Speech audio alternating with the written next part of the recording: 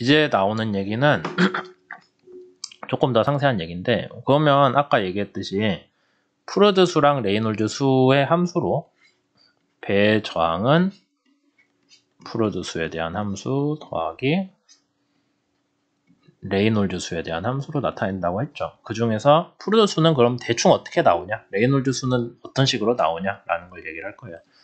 우선 아까 얘기한 조파 저항 먼저 얘기를 합시다. 파도를 만드는 데 드는 저항이고요. 얘는 기본적으로 어떻게 생기냐, 일정한 속도로 전진하는 배 주위에, 배를 또 그려볼게요. 전진하고 있으면은 뭐 여기는 정체점, 여기도 정체점, 여기는 압력이 낮아지고 뭐 그런 얘기들 내내 했잖아요. 그래서 배 주위에 압력 변화가 있으니까 그 압력에 맞춰서 수면파의 동력학적 경계 조건을 맞추기 위해서 표면에 배 특정한 지점의 압력이 높아지면은 거기는 수면이 올라가요. 그 올라간 배 표면의 압력만큼 수도압을 확보를 해줘야 되기 때문에 수면이 올라갑니다. 그런 식으로 수면을 원래는 잔잔한 애인데 걔를 위아래로 이렇게 바꿔준 거죠. 파도의 배 주위 압력으로 인해서 수면파가 교란이 돼가지고 그걸 유지하는 데 들어가는 에너지가 있단 말이에요. 그래서 수면파가 원래는 없어야 되는데 배가 가면서 생기는 수면파가 갖는 에너지가 있겠죠. 걔 시간당 얼마나 에너지가 들어가냐는 이쪽 차원을 보면 인류의 차원입니다. 에너지, 시간당 에너지니까. 걔가 뭐랑 같아요? 힘이랑 속도 차원의 곱이랑 같잖아요. 그래서 이렇게 나와요. 그럼 우리가 이쪽 수면파 만드는 데 드는 에너지에 대해서 좀 생각을 해보자는 거죠. 우선 압력은 배 표면에 수직으로 작용을 하는 법선 방향 성분들이 우리가 얘기하는 압력입니다. 그래서 배 표면에 수직으로 작용하는 압력을 배 표면에 대해 다 적분을 해주고 거기서 X방향만 취하면은 그게 우리가 생각하는 아마 파도를 만드는 데 드는 아니면 압력 저항에 대해서 압력으로 인한 저항 성분이 될 거예요. 뒤에 가면은 이 조파 저항하고 압력 저항이 서로 같지 않다는 얘기 할 거거든요. 근데 아직은 모르니까 우선 같은 걸로 봅시다. 그 다음에 수면파 이론 배웠으면 기억하시겠지만 수면파가 갖는 에너지는 진폭 제곱에 비례해요. 단위 길이당 수면파는 이렇게 에너지를 갖는다라고 아마 배웠을 거예요. 안 배우셨어도 뭐 중요한 이거를 유도해내는 게 중요하진 않기 때문에 그냥 이렇다라고 알아두시면 됩니다. 진폭이 커질수록 수면파의 에너지는 커진다. 진폭의 제곱에 비례해서. 그 다음에 베르누이 정리를 생각을 해보면은 수면파의 진폭은, 그러니까 로지 H항이겠죠. 진폭은 동압이 클수록 얘는 일정해야 되기 때문에 동압이 큰 영역에서는 동압이 큰 유동일수록, 전진 속도가 큰 유동일수록 그로 인해서 정체점에서의 P 더하기 로지 H가 커지죠. 속도 제곱에 비례해서 정체점에서의 정압항이 커집니다. 근데 정압은 로지 H로 나올 거기 때문에 H 아니면은 수면에서의 진폭은 속도 제곱에 비례하는 걸로 나오겠죠. 그럼 우리가 뭘 할 수 있어요? 속도 제곱에 진폭이 비례하고 진폭 제곱에 에너지가 비례합니다. 그럼 에너지는 속도의 4제곱에 비례한다라고 볼 수 있겠네요. 근데 그럼 이런 식으로 나오겠죠. 근데 여기에서 우리가 한 가지 또 낼 수 있는 게 아까 프루드 수로 정리를 한다 했으니까. 근데 프루드 수는 사실 속도에 비례하거든요. 그러면은 조파 저항은 속도 4제곱에 대충 비례를 하겠구나. 정확하진 않지만 대충 비례를 하겠구나 라는 겁니다. 왜 자꾸 대충이란 말을 하냐면은 그냥 일반적인 관계식인데 배마다 또 달라요. 어떤 배는 프루드 수 6제곱에 비례한다고 비교도 하고 정확히 비례하지도 않아요. 왜냐하면 팥끼리 간섭이 있기 때문에 이게 또 프루드 수마다 오락가락 하거든요. 뒤에서 배울 거예요. 그래서 전체적인 경향은 이 정도 나오겠다라는 거지. 이거 여기서 알파만 구하면 무조건 조파 저항 구할 수 있습니다. 그거 전혀 아니에요. 좀 상당히 이게 엄격하게 얘기를 하고 있는 거죠. 엄격하게 나누자면 그렇다는 거죠. 지금은 대충 얘기하고 있는 거. 마찰 저항 얘기를 할 겁니다. 이제 마찰 저항은 아까 얘기했듯이 표면에서 전단력으로 인한 거예요. 그러니까 표면에 접하는 방향으로 가해지는 저항이고, 여러분들이 요거를 얘기를 하실 거면은 우선 운동량 두께, 경계층 두께에서 이거 기억하셔야 되죠. 운동량 두께라고 해가지고 여기식 아마 보시면 기억날 거예요. 근데 걔는 2차원에 대한 거고 우리가 폭을 곱해줘야 전체 면적에 대한 운동량 두께가 나오죠. 그 다음에 운동량 두께는 사실 처음부터 발달한 유동이 이렇게 처음에 있던 유동이 여기까지 갔을 때 잃은 운동량에 대한 거거든요. 그러니까 여기에서의 잃은 운동량을 계산을 하잖아요. 운동량 손실. 걔는 뭐냐면 여기 처음에 시작한 애가 여기 올 때까지 잃은 운동량이에요. 모멘텀이니까 M이라고 씁시다. 그러니까 결국엔 여기 전체에 걸리는 힘은 뭐랑 같다? 여기에서의 어떤 유동이 끝나는 지점. 우리가 얘기하면은 배 길이가 L일 때겠죠. 위치가 L일 때. 배 길이 끝나는 선미 위치에서의 운동량 두께를 구한다면은 걔는 배가 마찰로 인해서 받은 저항과 같다라고 볼 수 있는 거예요.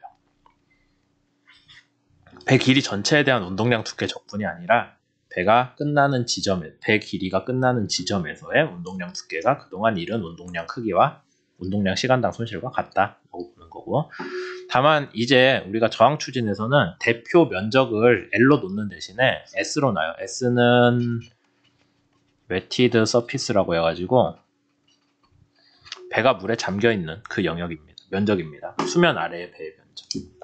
L제곱 대신에 걔를 쓸 거예요. 그렇게 했을 때 CF는 뭐였어요? 그러면 마찰 저항이죠. 아까 얘기한 운동량 두께랑 관련한 마찰 저항을 2분의 1로 배속도 제곱 침수 면적으로 나눠준 거랑 레이놀즈 수는 우리가 내내 쓰던 쓰던 정의예요. 로 VL을 뮤로 나눠준. L은 배 길이, V는 배의 전진 속도. 그렇게 했을 때 크게 세 가지의 식이 나왔습니다. 프란틀이란 사람이 이렇게 했고요. 그 다음에 이름 어떻게 읽는지도 모르겠어요. 쉔허라고 읽나? 하여튼 이 사람이 이렇게 썼고요. 슈즈라는 사람은 식을 이런 걸 제안을 했습니다. 이거는 실제 어떤 난류 경계층을 직접 해석한 건 아니고요. 실험 결과로부터 찍어낸 거예요. 실험 여러 번 해가지고 저항 재가지고 레이놀즈 수별로 이런 관계식이다 라고 해서 그렇게 막 물리적인 어떤 근거를 보여주진 않습니다. 실험 결과 가지고 했고 프란틀게 아마 제일 오래됐을 거예요. 그러고 있었는데 여기서 실제 배에 적용할 수 있게끔 좀 수정을 한 식들이 있거든요. 각 배별로 마찰 저항을 레이놀즈 수의 함수로 나타내보자 라고 이야기를 해서 정한 식들이 있습니다. 그러니까 제가 아까 앞에서 무슨 얘기했어요? 배 전체의 저항은 프루드 수와 레이놀즈 수의 함수로 각각 나타낼 수 있는데 얘는 수식이 어느 정도 있고요. 얘는 수식이 없어요. 그러니까 모형 실험을 한다 라고 얘기를 했었죠. 그래서 ATTC는 아메리칸이고 토잉 탱크. 그러니까 미국에서 모형 배 갖고 실험하는 사람들은 그 이름도 이상한 쉔허의 식을 쉔허라고 읽는 게 맞는지도 모르겠어요. 그 식에다가 어느 정도의 실제 배는 조금 형상이 똥똥하고 뭐 평판은 아니잖아요. 그래서 조금의 수정치를 이렇게 줬습니다. 그 식을 쓰기로 했고요. 근데 요 식 자세히 보시면 아시겠지만 CF가 양변에 있거든요. 한 번에 계산 안 돼요. CF 얼마라고 했을 때 레이놀즈 수를 먼저 넣고 CF를 반복을 해가면서 계산을 해가야 돼요. 처음에 뭐 0.01 넣고 차이 있으면은 키워서 넣고 상당히 계산이 귀찮습니다. 그 다음에 ITTC는 인터내셔널이에요. 얘는 미국이고 1957년도에 여기 휴즈식에다가 이걸 실제 배에다 적용하면은 조금 차이가 있으니까 한 20% 정도 20인가 15%인가 하여튼 그 정도만 좀 키워서 하면 잘 맞더라 라고 해서 썼습니다. 요새는 이걸 많이 쓰죠. 그러니까 레이놀즈 수를 넣으면은 CF 계산이 짠 하고 나와요. 물론 실제 배에서는 조금씩 달라질 수 있는데 그래도 큰 틀에서는 맞기 때문에 열심히 쓰고 있고요. 그 다음에 아까 얘기했듯이 그러면은 파도를 만드는 조파저항 성분은 중력이랑 엮인 거고 근데 조파저항이랑 아까 뭐랑 좀 얘기했어요? 표면에 수직으로 가해지는 압력 관련한 문제도 중력 문제인가요? 라는 얘기 있었죠. 그 다음에 마찰은 점성이고 압력같이 수직이 아니라 얘는 접선 방향, 접선 전단 능력 뭐 이런 식으로 얘기를 했는데 사람들이 생각을 해보니까 점성 중에서도 압력에 영향을 주는 게 있다라는 거예요. 그러니까 단순히 압력 저항을 표면 압력을 적분을 한 게 이게 수면파에 관련된 거다라고만 얘기하기는 조금 어렵다라는 얘기가 있었고 거기에 대한 얘기를 하는 거죠. 여기에서부터. 여러분들 유체역 학대 근원 되게 많이 들었던 포텐셜 유동에서 많이들은 달람베르 역설에서 비점성 유체는 저항이 없다라고 했어요. 왜 그래요? 달람베르 파라독스가 여기 이렇게 들어오고 이렇게 유동 나가는데 여기서 압력 나온 거 뒤에서 다 회복되거든요. 그러니까 앞뒤 압력이 똑같아요. 그래서 서로 적분하면 0이잖아요. 표면 따라서. 그러니까 저항이 0이지. 압력으로 인한. 그 얘기를 항상 했는데 점성유체는 사실은 마찰로 인한 저항이 있거든요. 그게 뭐냐? 점성으로 인한 저항이 있거든요. 1번 유동 박리가 일어나니까 뒤쪽 압력이 팍 떨어져요. 뭐 그건 이미 알고 있죠. 달람베르 파라독스도 그런 측면에서 설명을 했고. 근데 그럼 누가 이제 나쁜 마음을 먹고 야 그러면 동그란 구가 아니라 이렇게 날씬한 거는 박리가 없을 텐데? 박리가 없으면 달람베르 파라독스가 또 적용되는 거 아니야? 라고 얘기를 하는 거죠. 유동 박리가 없으니까. 그렇게 생각을 해봤는데 사실은 그것도 아닌 게 점성으로 인해서 유동이 에너지를 꾸준하게 잃거든요. 배 주위에서. 날씬한 물체 주위에서. 그러니까 이렇게 와갖고 날씬한 물체 주위라도 유동이 가다 보면은 걔는 전체 압력, 즉 동압 더하기 정압에서 꾸준하게 손실이 있습니다. 왜요? 유속이 마찰로 인해서